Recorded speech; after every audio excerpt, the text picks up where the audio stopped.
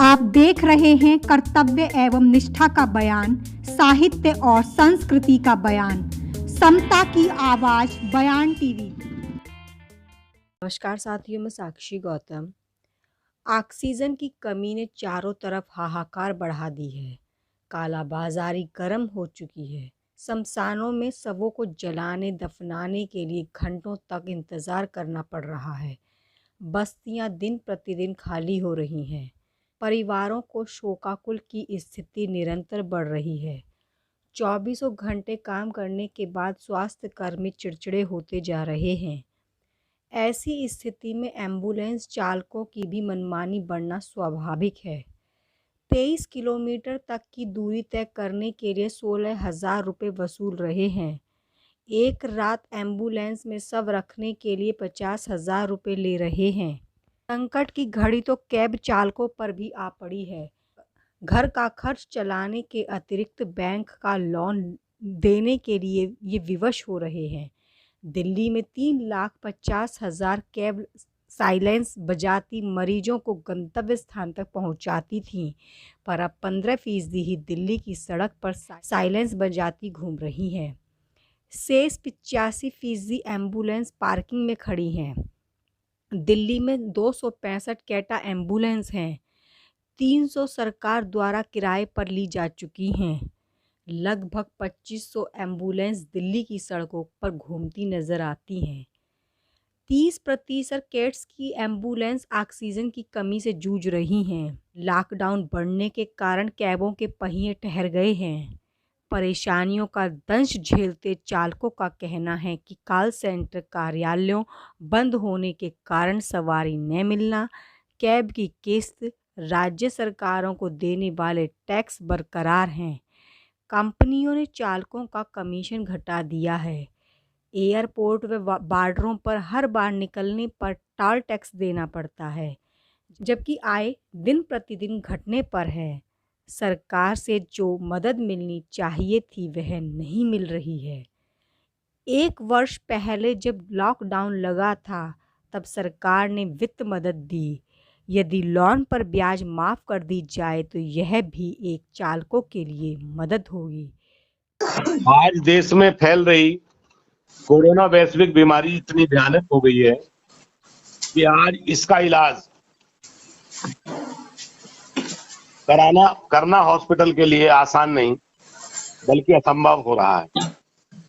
इसके लिए कोई और नहीं, केंद्र सरकार पूर्णतः जिम्मेदार है, क्योंकि जिस समय में देश में कोविड-19 के नॉर्म्स को सख्ती से लागू करने की आवश्यकता थी, उस समय केंद्र सरकार देश में 5 राज्यों में चल रहे चुनावों में बड़ी बड़ी रैलियां करके उन्होंने लिप्त थी।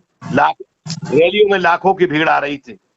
कुंभ के नाम पर लाखों लोगों को देश से हरिद्वार में इकट्ठा किया जा रहा था और इस देश के तमाम सभी साधु संत वहां पर जो है उसको एंजॉय कर रहे थे। और ये केंद्र सरकार के लोग अपना वोट बैंक को साधने में लग रहे थे। प्रधानमंत्री जी जिस समय मुख्यमंत्रियों से वर्चुअल कॉन्फ्रेंस कर रहे होते हैं तो उस समय तो मुंह पर मास्क लगा रहे होते हैं, क्योंकि जब अकेले में होते हैं, और जब लाखों की रैली में शरीक होते हैं तो उस वक्त इनके चेहरे पर मास्क नजर नहीं आएगा। हरिद्वार में इतना बड़ा कुंभ का इन्होंने मेला कराया, उसमें मास्क देखने को नहीं मिला। इस देश में बीमारी ऊपर से नीचे की ओर है। जब ऊपर वाले ही यानी केंद्र सरकार ही बेफिक्र है तो फिर नीचे एनजीओ वालों को, जो सामाजिक संगठन जो है, जो राज्य सरकार और केंद्र सरकार में लाखों की संख्या में रजिस्टर्ड है, ट्रस्ट रजिस्टर्ड है, वो भी बेफिक्र है और आराम से मजा कर रहे हैं।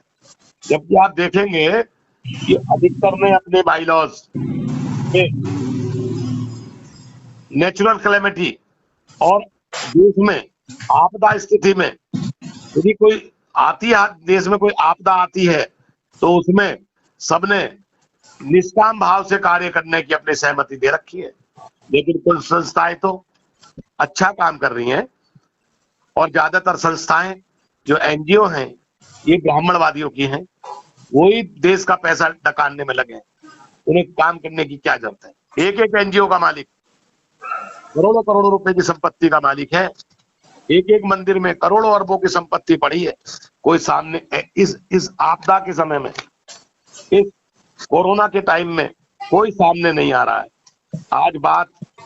आज आप बात करेंगे इन एनजीओ वालों से, तो इनसे जब बात करेंगे तो पाकिस्तान की बात करेंगे, कब्रिस्तान की बात करेंगे, हिंदू मुस्लिम की बात करेंगे, दलित विरोधी बात करेंगे, आरक्षण पर बात करेंगे, लेकिन मुख्य बिंदु पर बात नहीं करेंगे। एक एक एम्बुलेंस वाले 10 से 15 किलोमीटर तक मरीजों को लाने ले जाने के लिए 15 से 20 हजार रुपए तक का किराया वसूल रहे। सभी लोग इन्हें मानव सेवा के आधार पर इस कार्य के लिए अनुमति प्रदान की गई थी, लेकिन अब ये निजी सेवा, अब ये जो है मानव सेवा ना करके निजी सेवा में लगे हुए हैं।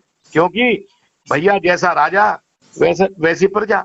राजा कहता है कि आपदा में अवसर ढूंढो, तो इन लोगों ने भी आपदा में अवसर ढूंढ लिया है और 10 से 15 किलोमीटर तक के 15 से 20 हजार रुपए किराया लाना ले जाने के ले रहे हैं, आपदा में अवसर ढूंढना। और आज जो कोविड का जो इंजेक्शन है, इसकी कीमत मात्र 1200 रुपए है, 1200 रुपए। वो आज 30 से 35 हजार रुपए का बिक रहा है। तो इन्होंने भी आपदा में अवसर ढूंढ लिया है। इसमें जब चाइना के साथ युद्ध की संभावना थी, तो राफेल जब खरीदा, तो उसमें भी अब तमाम अखबार बता रहे हैं, फ्रांस की ऑडिट रिपोर्ट आई है, वो बता रहे हैं कि इसमें कमीशन खाया गया है। तो इन्होंने भी आपदा में अवसर ढूंढा है। तो यहाँ की प्रजा भी आपदा में अवसर ढूंढ रही है कि हमें मानव सेवा करनी है। ऐसे दुख की घड़ी में हमें एक दूसरे